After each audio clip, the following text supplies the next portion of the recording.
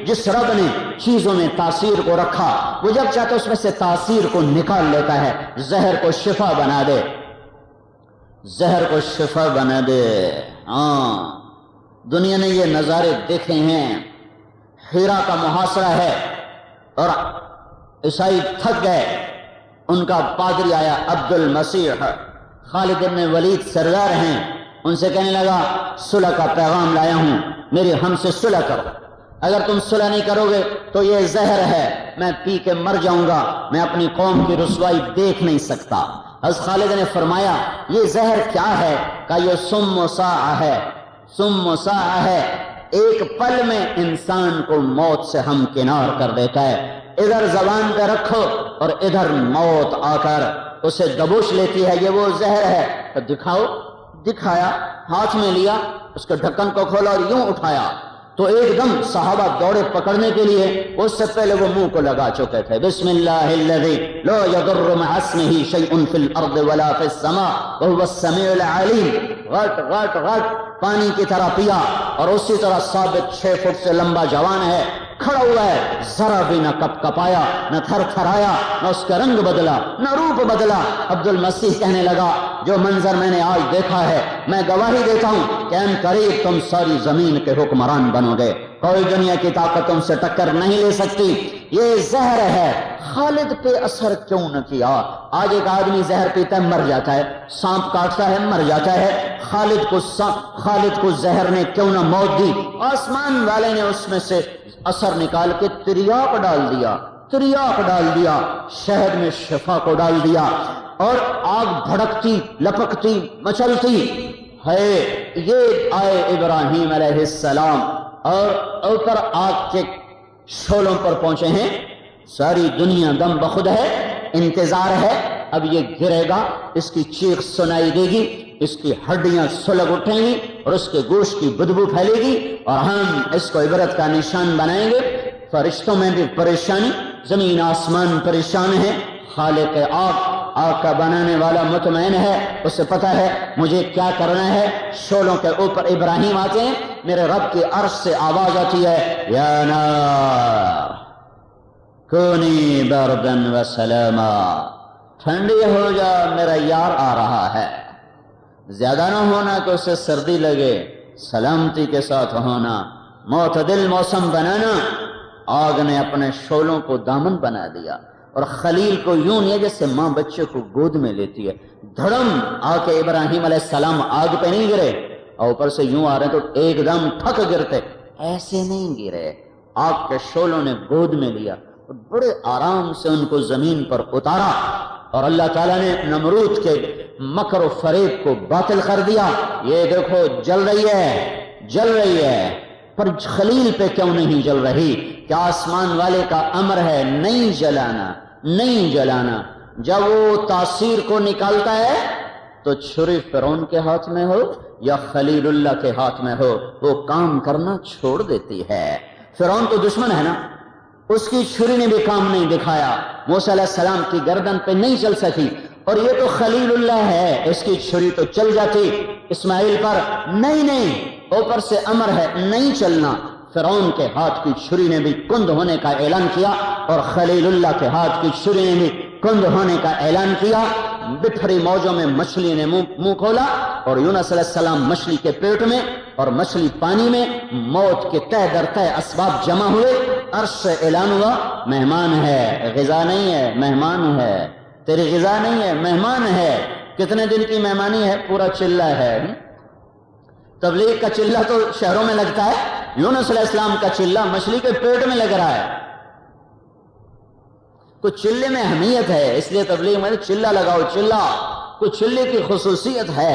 ابراہیم علیہ السلام آگ کے ڈھیر پہ چلہ، یونس علیہ السلام مچھلی کے پیٹ میں چلہ، آدم علیہ السلام کی توبہ 40 سال کے بعد قبول، اور موسیٰ علیہ السلام کا روزے کا چلہ۔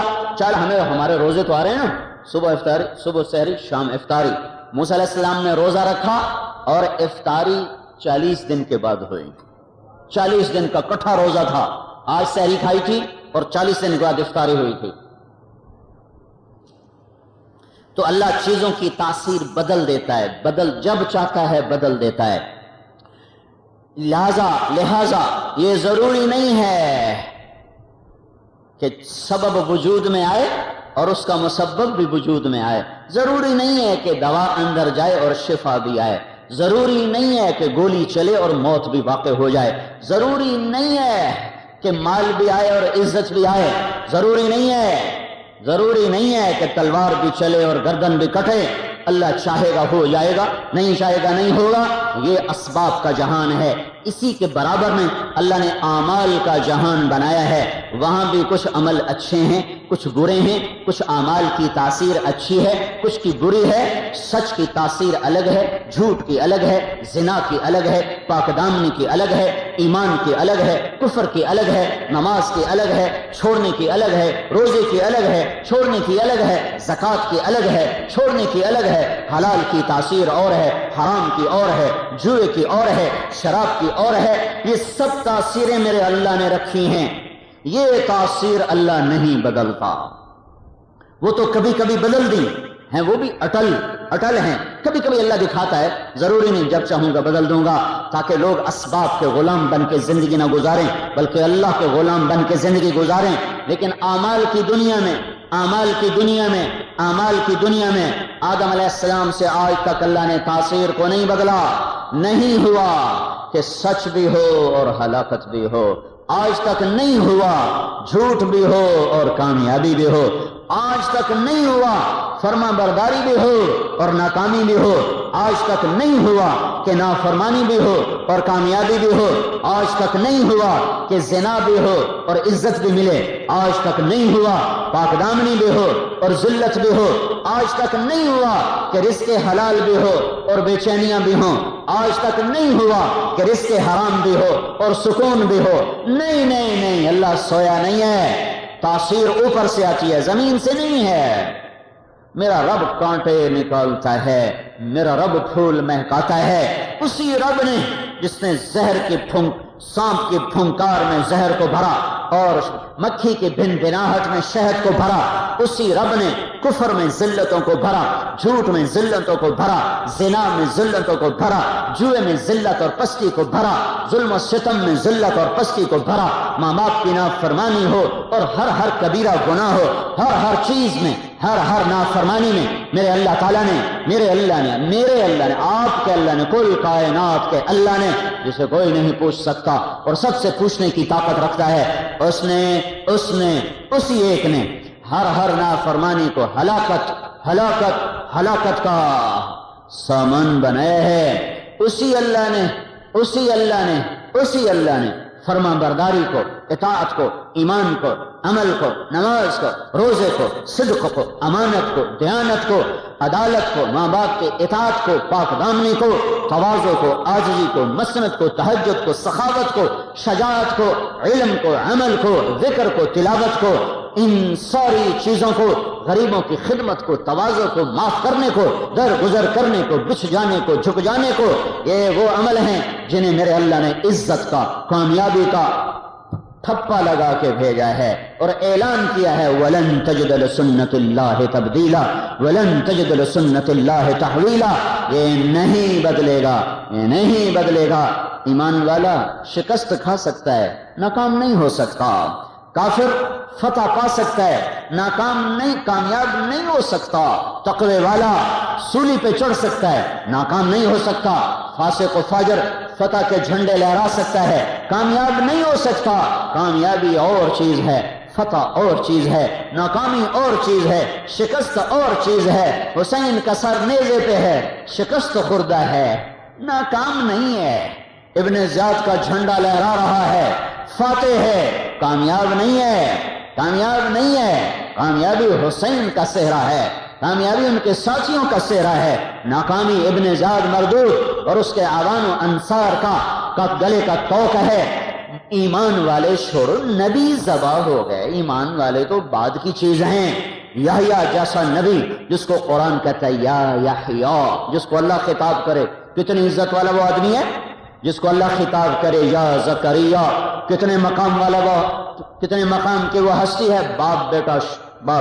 باپ کے سر پر آرا رکھ کے 2 ٹکڑے کر دیا گیا. یحییٰ علیہ السلام کو دربار میں لٹا کے بکرے کی طرح ذبح کر دیا گیا. بکرے کی گردن کو لٹکی رہ جاتی ہے، آپ کی گردن کو تن سے جدا کر دیا گیا۔ لہذا میری بات شاید واضح نہ ہو سکے، اس لیے میں نے ایک اور مثال دے کر بات کی ہے۔ کامیابی اور ہے، فتح اور ہے، ناکامی اور ہے، شکست اور ہے۔ احد کی لڑائی میں ہمارے نبی کو شکست ہوئی ہے، احد کی لڑائی میں ابو بکر کو شکست ہوئی ہے، عمر کو شکست ہوئی ہے، عثمان و علی شکست خوردہ لشکر ہیں، ناکام نہیں ہیں۔ محمد مصطفیٰ صلی اللہ علیہ وسلم جیسی ہستی شکست ہوئی ہے، ناکام نہیں ہے۔ کامیابی کامیابی میرے اللہ کی رضا ہے، کامیابی میرے اللہ کا خوش ہونا ہے، کامیابی میرے نبی کے اطاعت ہے، کامیابی میرے نبی کی رضا ہے، اور ناکامی میرے اللہ کی ناراضگی، اور ناکامی میرے نبی پاک صلی اللہ علیہ وسلم کی ناراضگی ہے۔ یہ مفہوم الگ الگ ہیں، الگ الگ ہیں، الگ الگ ہیں۔ مزید ایسے ویڈیوز کے لیے ہمارا چینل سبسکرائب کیجیے۔